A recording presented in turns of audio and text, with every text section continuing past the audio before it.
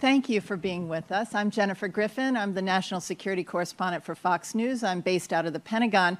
But before that, and I got to know Aráel when I was the Jerusalem correspondent for 7.5 years during most of the Intifada, from 99 to 2007. Both my daughters were born there during the Intifada. It's a place that is near and dear to my heart. And when I first met Aráel, he was bringing to Jerusalem an animation lab, and a lab to transform the city of Jerusalem, because there were so many young people who were getting educated there, artists who were leaving for Tel Aviv. And it was designed to, it was such an innovative idea to take the old train station in Jerusalem and turn it into this animation lab. I want to ask you, and JVP has done so well, everyone knows 150 companies, you've created $1.5 billion in investment you've raised, and now Startup City here in New York. How did that vision in Jerusalem when we first met, how did that lead to what you're doing now? Well, first of all, Jennifer, we miss you in Jerusalem. There's no more Intifada. A lot of the innovation that occurred brought parts of the city together. We actually have more cooperation now with the Arab community in Jerusalem. The ultra-Orthodox, who you remember were so anti-business, are now being part of the high-tech startup community as well. So we miss you. You need to come back with Craig, and who's now heading NPR, right? He's the national security correspondent for NPR and was with New York Times when we were in Israel. Yes, yes. So look, I think that you remember at the time in Jerusalem where you were covering the Intifada, as a parent, I was afraid to send my daughters on the buses to school. We were afraid to go into a cafe because we didn't know who would come in the door and maybe blow themselves up. And so for us, innovation was not only business. It was a way for the city to survive in a creative fashion. And the fact that, if you recall, there was a performing arts center right next door, and the barman, Sagi, who's now heading the real estate company, was at the bar. And even just getting together, hearing music in the evening, live music, and seeing a play or performing a dance or something like that was amazing.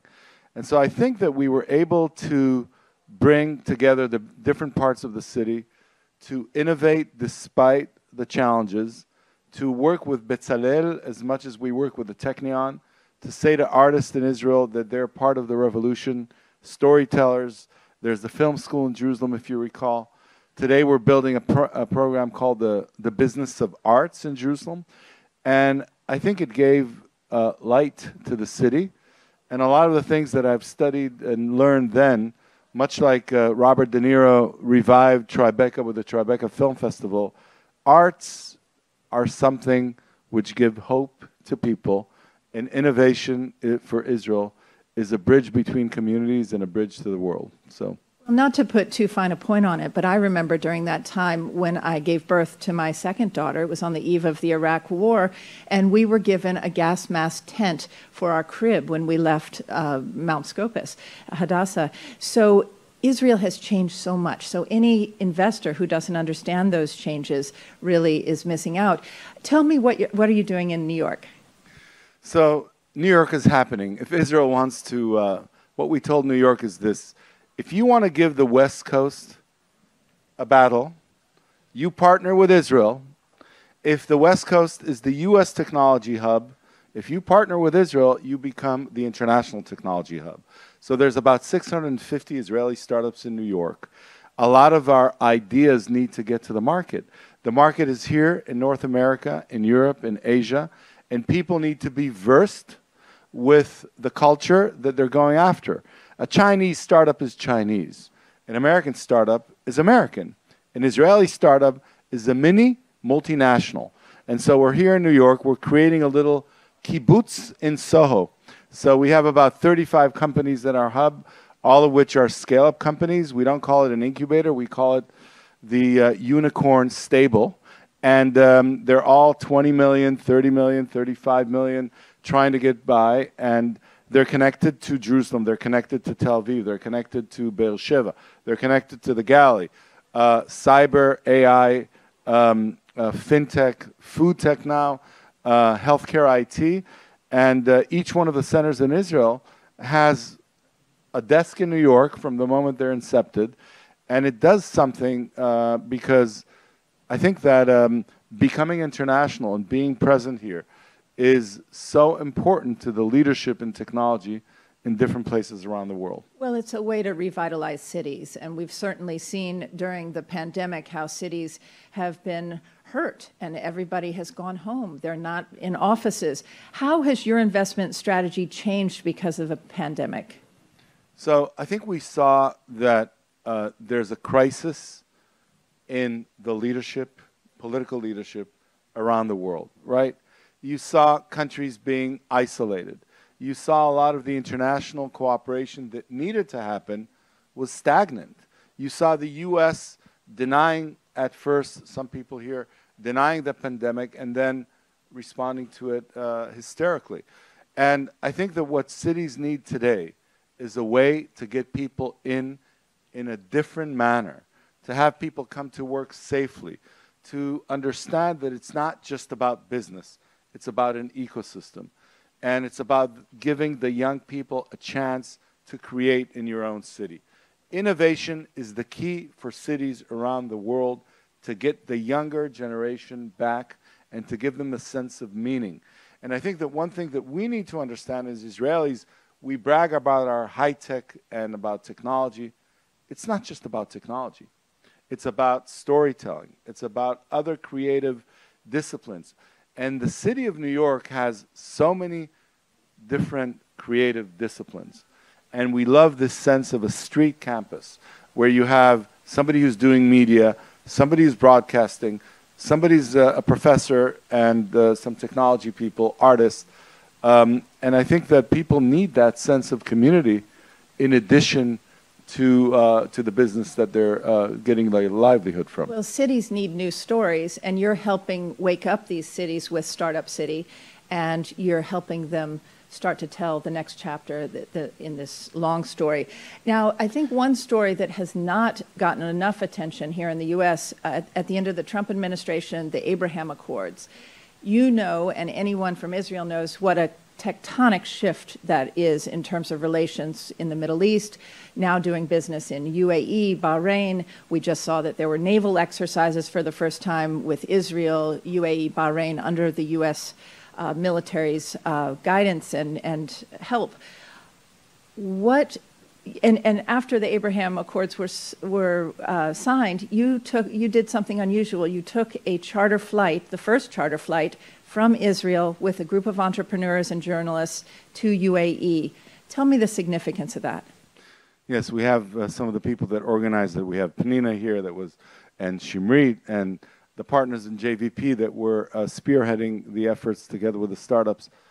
You see, for us, Jennifer, and you have a different view from the Pentagon that we want you to tell us about, but the accord with the UAE is a new chapter for Israel. We've been doing business all over the world, but for Israelis to be able to do business in an Arab country, which is not, doesn't have animosity towards you, and if you're having a good partnership, I was sitting in Dubai, and the guy who was the head of the, I shouldn't probably say that, but a very senior guy from Syria came up to me and said, you know, you guys are doing food tech, and you know that in Syria we have baladi. We are the best experts in agriculture. Do you think that we can be able to work together in the future? And you know, for me, as an Israeli, this was a moment that was so important, and so many of the CEOs here and so many of the people are creating the first bridge even before the politicians, because the Middle East needs a new paradigm in terms of cooperation. There's so many countries that are willing to cooperate around water and agriculture and healthcare and food and fintech and innovation, and they need jobs.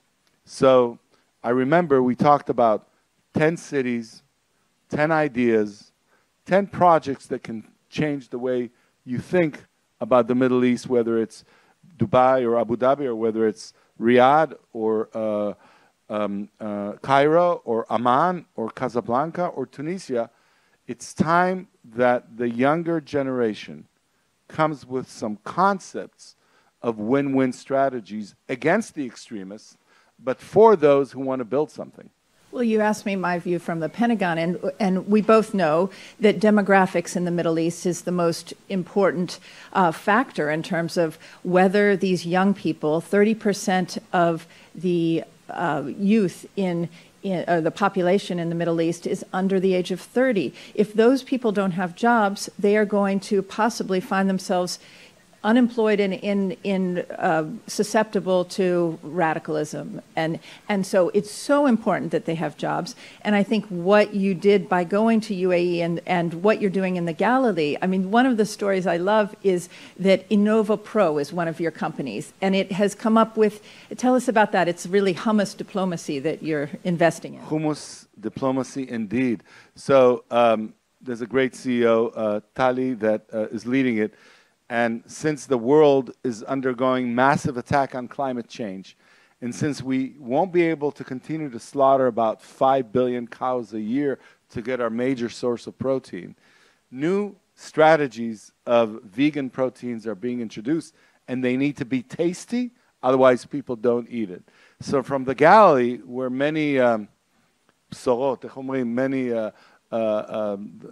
many messages came from, is now bringing the message of food tech and ag tech. The Galilee, if you recall, is on one hand close to Lebanon and probably far from the center, but on the other hand has the highest mountains, the lowest valleys. You can grow anything from cherries on top to avocado and bananas in the valleys. And together, the Druze villages, the Arab villages, the kibbutzim, the moshavim, Kiryat Shmona, Tzfat, some of the other villages are creating a major initiative. And one of the things that I wanted to ask you, because you talked a little bit about the region, is something that I think most of us in Israel missed. The fact that from the Pentagon has a different view around Israel, and that Israel is now under the central U.S. command.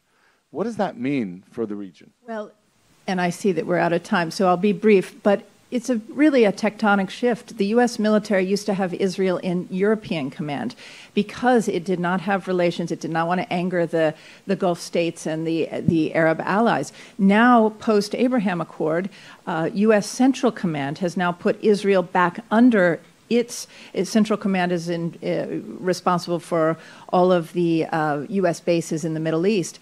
Now that allows you to integrate in the investment opportunities in terms of defense cooperation now that Israel and UAE and Bahrain, where the U.S. has some of its largest bases, that is going to present some major opportunities. And what I love about your story in the Galilee and how you're not only trying to rehabilitate these cities and these communities, but you're not only just trying to make money, you're trying to save the world. So as you help write this new story, as the cities wake up from the pandemic, we'll all be watching JVP and what your next startup city will be. Thank you, Jennifer, and we're waiting for you in Jerusalem.